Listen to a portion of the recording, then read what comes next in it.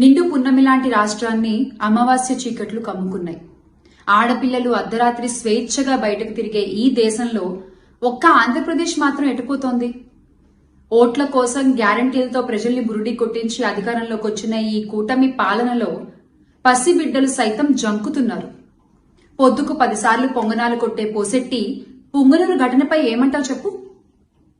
అన్నయ్య అన్నావంటే ఎదురవనా అంటూ ప్రచారాల సమయంలో సినిమా డైలాగులు కొట్టి అధికారంలోకి వచ్చిన ఇప్పటి నాయకులు జరుగుతున్న అఘాయిత్యాలపై, అత్యాచారాలపై నోరు మెదపరేం సామి.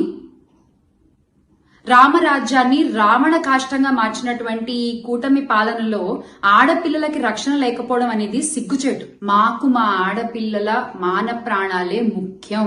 బాబుగారు, మీ సొంత జిల్లాలో ఇంత జరిగితే, ఇంత ఘోరం జరిగితే, ఇంత అఘాయిత్యం జరిగితే మీకేం అనిపించట్లేదా అండి?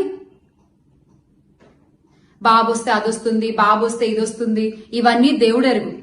ప్రాణాలు పోతున్నాయి సార్ మీరు వచ్చాక.